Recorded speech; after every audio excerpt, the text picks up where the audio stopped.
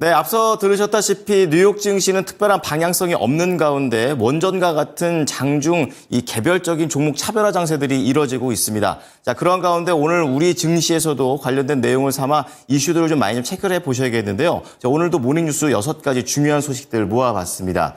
자, 첫 번째는 한지붕 두 가족이죠. 이 고려 아연과 관련해서 계속해서 경영권 분쟁이 격화되고 있는 그런 내용입니다. 그것에 따른 시장의 분위기 함께 체크를 해보겠고요. 그리고 중요한 또 우리나라의 밸류업이라는 키워드, 결국 24일 날 나온다는 구체적인 내용들이 있습니다. 자, 어떤 종목이 어떠한 기준으로 갈지 함께 하시고요. 그리고 앞서서 LG화학에서도 양극재에 대한 긍정적인 얘기가 있었고 또 SK온에서도 셀 입장에서도 양산에 대한 배터리 양산에 대한 내용들이 나오고 있습니다. 구체적인 내용들 함께 해보겠습니다. 권미랑 캐스터 어떻습니까? 네, 월요일 오늘장에 영향을 줄 수 있는 뉴스들 풍성하게 있는데요. 이 가운데 6가지 헤드라인으로 먼저 추려보도록 하겠습니다. 삼성전자와 SK하이닉스의 시가총액이 한 달 사이 117조 원이나 증발했습니다.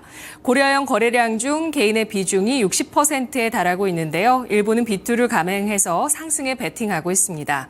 바이든 미국 대통령이 이르면 이달 7,500억 원 규모의 대만 안보 지원안에 서명할 것이라는 대만 현지 언론의 보도가 나왔습니다.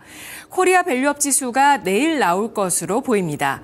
LG화학이 일본 배터리사 PPES에 2026년부터 양극재를 공급합니다. SK온이 다음 달부터 미국 공장에서 현대차에 탑재되는 배터리를 양산하게 되는데요.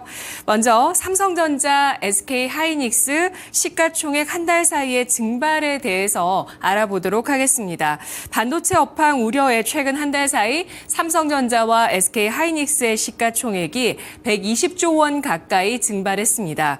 하락폭이 과도하다는 평가에도 연일 급락하면서 투자 심리가 악화일로를 걷고 있는 상황인데요. 한국거래소에 따르면 지난 20일 기준 한 달 사이 삼성전자의 시가총액은 91조 3,376억 원, SK하이닉스는 25조 8,441억 원 각각 감소했습니다.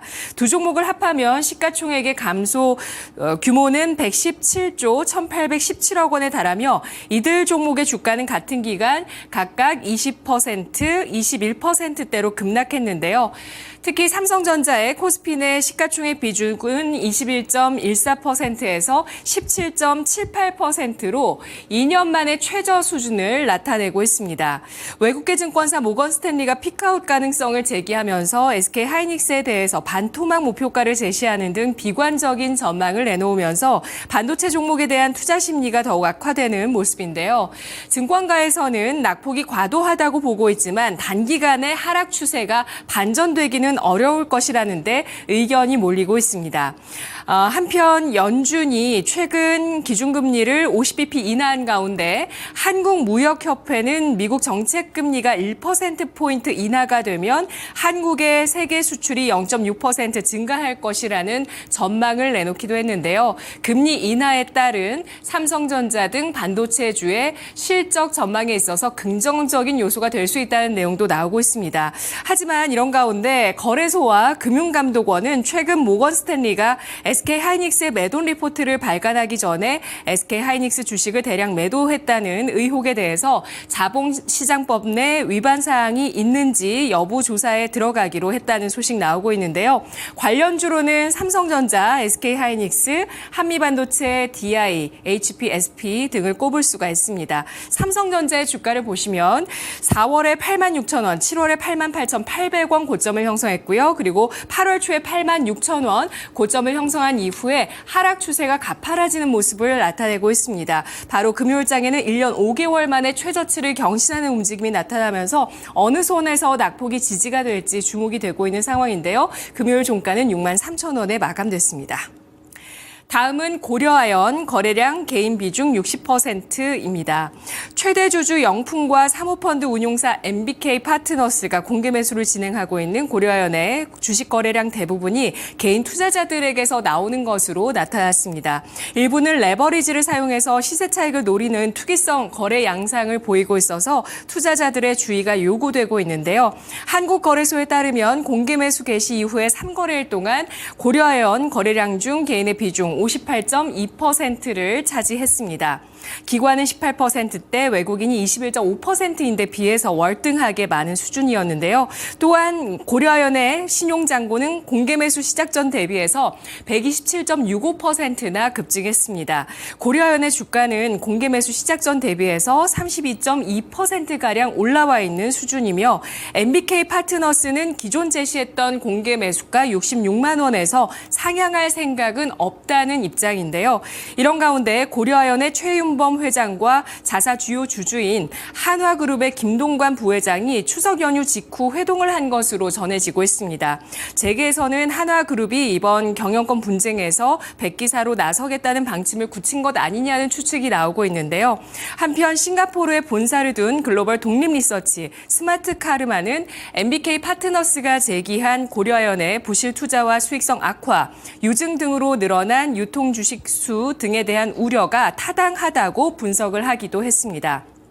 고려아연의 주가 오늘장 어떻게 될까요? 오늘장 영풍, 고려아연, 영풍정밀의 움직임 주목이 되고 있는데 모두 고려아연과 영풍정밀 이들 모두 MBK 파트너스가 제시했던 공개 매수가 이상으로 올라왔고 신용잔고는 늘고 있죠.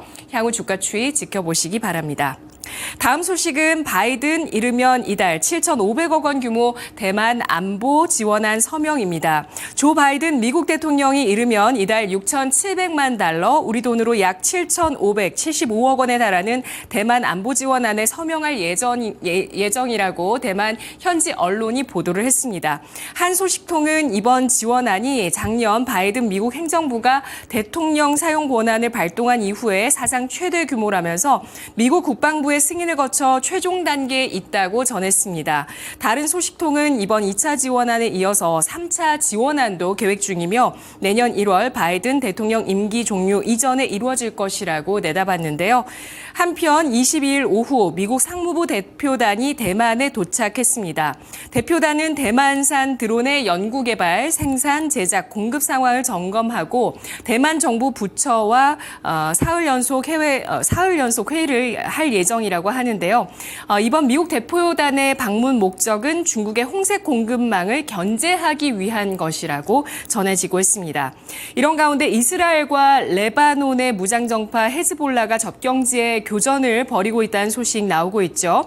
가자 지구 전쟁 발발 이후에 최대 규모로 격화된 상황이라고 합니다.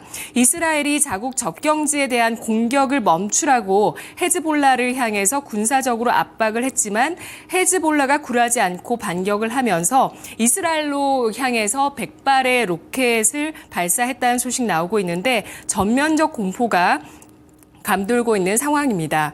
미국 정부는 레바논에 있는 자국민들에게 현지를 떠날 것을 권고했고요. 또 EU 쪽에서는 러시아 공격에 대비해서 탄약 비축 의무화를 추진하고 있으며 우크라이나 군은 러시아 군수 창고에 또다시 드론으로 공습을 했다고 현지 시간 21일 우크라이나군 참모부가 발표하기도 했습니다. 그리고 조 바이든 미국 대통령의 비공개 발언이 화제가 되고 있는데 켜진 마이크를 통해서 중국이 미국과 인도 태평양 지역 동맹국을 시험하고 있다고 발언한 게 공개가 되면서 쿼드 4개국의 동맹에 본심이 노출됐다는 의견도 함께 나오고 있습니다. 오늘장 방산주와 드론주의 움직임 함께 챙겨보셔야 되겠는데요. 한화 에어로스페이스가 이번 주에 26일까지 인적 분할에 따른 거래 정지 기간이고요. 한화 시스템은 금요일장의 61선 돌파 이후에 향방이 주목되고 있는 상황입니다. 이 밖에 현대로템 그리고 또 제이시언 시스템, 한국항공우주, 에라진엑스원, 풍산, 베셀, 코콤, PC디렉트, 빅텍, 캔코아 에어로스페이스, 퍼스텍 같은 종목들 오늘장의 움직임 지켜보시기 바라겠습니다. 다음은 기업 밸류업 프로그램의 핵심으로 꼽히는 KRX 밸류업 지수가 내일 베일을 벗는다는 소식입니다. 거래소는 내일 오후 기업가치 우수기업으로 구성된 코리아 밸류업 지수의 구성 종목과 선정 기준을 발표할 예정인데요. 밸류업 지수는 연기금 등 기관 투자자들이 벤치마크로 활용을 하거나 지수를 추종하는 상장지수 펀드 출시에 활용이 돼서 구성 종목들의 자금이 유입되는 효과를 낼 것으로 기대가 되고 있습니다. 과연 어떤 종목이 들어갈지 관심이 모아지고 있는 가운데 밸류업 계획에 동참을 하고 있는 기업들 KB금융, 메리츠금융지주, 현대차, FN가이드, HK이노엔, KTNG 등등의 종목들에 대해서 움직임 지켜보시기 바랄게요. 다음은 LG화학의 소식입니다. LG화학은 일본 도요타와 파나소닉 홀딩스의 합작법인 프라임 플래닛 에너지 앤 솔루션즈 PPES에 양극재를 공급할 것이라고 22일에 밝혔습니다. PPES는 일본 선도 배터리 제조사 중 하나로 도요타를 비롯한 글로벌 OEM 업체 다수의 전기차용 배터리를 공급하는 쪽인데요. LG화학은 글로벌 확장 전략 가운데 하나로 일본의 PPES를 신규 고객으로 확보를 했으며 2026년부터 일본의 PPES 공장에 양극재를 공급할 계획입니다. 앞서 지난 2월에는 LG화학이 미국 GM과 약 25조 원 규모의 계약을 체결하기도 했었죠. LG화학과 LG화학 우선주, 현재 LG 에너지솔루션 지분 가치 대비해서 크게 저평가됐다는 의견들 나오고 있는데 향후 추이 지켜보시죠. 마지막으로 SK온 소식입니다. SK온 미국 공장이 다음 달부터 현대차 전기차에 탑재되는 배터리를 양산하게 되는데요.